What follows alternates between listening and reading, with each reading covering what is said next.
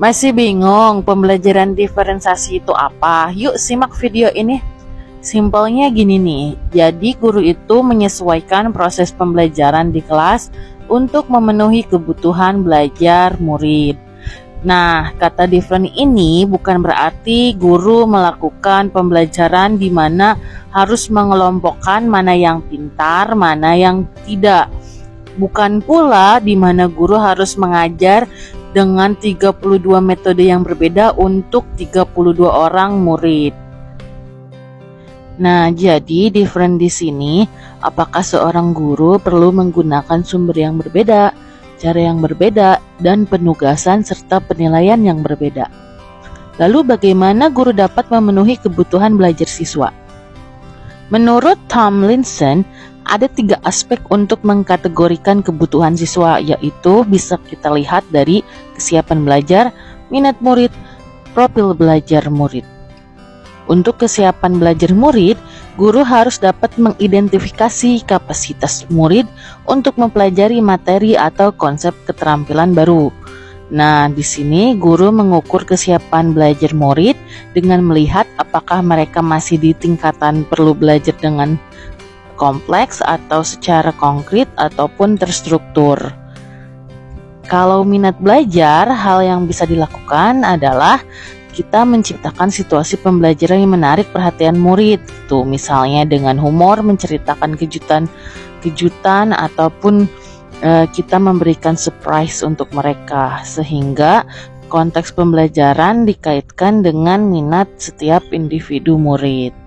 Dan yang terakhir adalah profil belajar murid.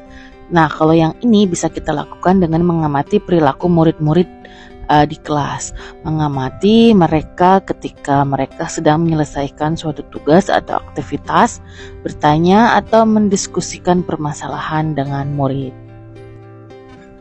Lalu apa strategi untuk mendiferensiasikan pembelajaran? Di part 2 ya, kita akan membahas tentang strategi untuk mendiferensiasikan pembelajaran. Sebelum itu kita harus tahu nih apa yang akan dibedakan. Nah, di sini ada diferensiasi konten, proses, dan produk.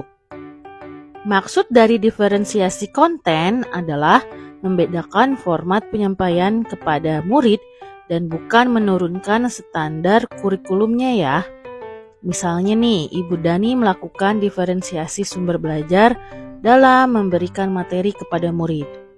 Ada anak yang belajar melalui video yang bisa diakses melalui media sosial, ada juga yang melalui infografis yang lebih terstruktur, website di internet, ataupun melalui audio. Diferensiasi proses mengacu pada bagaimana cara murid akan memahami apa yang mereka pelajari. Contohnya nih, dalam proses pembelajaran, Ibu Dani meminta siswa untuk melakukan forum diskusi tanya jawab kepada sesama teman sekelasnya, atau bisa juga melakukan tutor sebaya. Sedangkan untuk diferensiasi produk, yaitu mengacu pada kemampuan guru untuk memodifikasi produk hasil belajar. Contohnya nih, Bu Dani meminta murid untuk membuat info digital. Nah, murid diberikan kebebasan untuk memilih apakah melalui video, poster, audio, ataupun situs web. Jadi pada dasarnya semua tindakan ataupun keputusan-keputusan yang kita ambil dalam proses pembelajaran harus memenuhi kebutuhan setiap individu murid. Di mana Ki Hajar Dewantara juga mengatakan bahwa pendidikan harus berpihak kepada murid. Terima kasih telah menyimak sampai akhir, tetap semangat dan berbahagia.